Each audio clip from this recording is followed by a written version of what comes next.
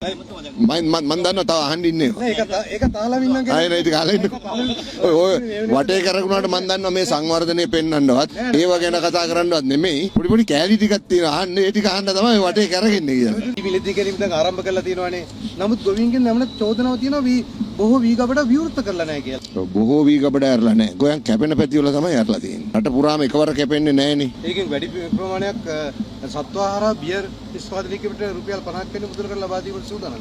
වැඩි ප්‍රමාණයක් කියන්නේ මං හිතන්නේ ඔබ අතින් දාන වචනයක් නෑ. ඔව් වැඩි ප්‍රමාණයක් තියෙන්නේ වැඩි ප්‍රමාණයක් තියෙන්නේ මිනිස්සුන්ට හාල් බත් කන්න.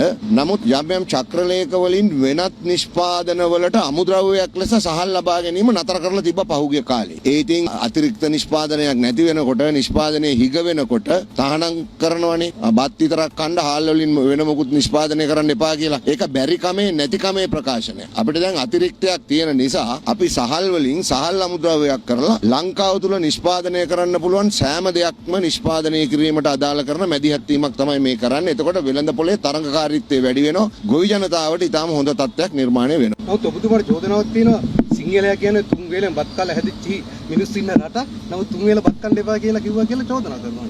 ඒ චෝදනා කරන අයගේ මොලේ පරීක්ෂා කරගන්න ඕනේ. මොකද දන්නවද? අද 51ක් දියවැඩියාව මේ රටේ. ඒකේ ප්‍රධාන හේතුව තමයි බත්. ඒ නිසා බත් කන ප්‍රමාණය යම් අඩුවක් අවශ්‍ය වෙනවා. ඒක සෞඛ්‍ය පැත්ත ගැන හිතලා කියන කතාවක්. ඒ කියන්නේ දැන් අපි අය පළතුරු කනවනේ බත් අයින් කරලා. එහෙම නැත්නම් එළවලු කනවා. දොස්තර මහත්තයෙක් මගේ ළඟ ඉන්නේ. අන්තිමට ඔක්කොම ග්ලූකෝස්. එළවලු කෑවත් ග්ලූකෝස්, පළතුරු කෑවත් ග්ලූකෝස්, බත් කෑවත් ග්ලූකෝස්. එතකොට තමයි මේ සීනි ප්‍රශ්න එන්නේ. ඒ නිසා අපේ ප්‍රෝටීන් පංගුව වැඩි කරන්න ඕන. ඒකට තමයි අපි පශු සම්පත් ශේෂ්ත්‍රය සංවර්ධනය කිරීමට අදාළ ලොකු කාර්යයකට මැදිහත් වෙලා ඉන්නේ. ඔබ කවුරුත් දන්නවා අපි එනකොට වහලා තිබ්බ මිල්කෝ එක විකුණන්න දාලා තිබ්බ මිල්කෝ එක අමුල් වලට ඉන්දියාවට දෙන්න තිබ්බ මිල්කෝ එක ඊට පස්සේ NLDB ආයතනය අපි නැවත රජයට අරගෙන දැන් ඒවා වැඩි දියුණු කරගෙන යනවා. බත් ගොඩක් කන්නේ ප්‍රෝටීන් කා ගන්න බැරි හින්දා මිනිස්සු. ඒක තමයි ඇත්ත.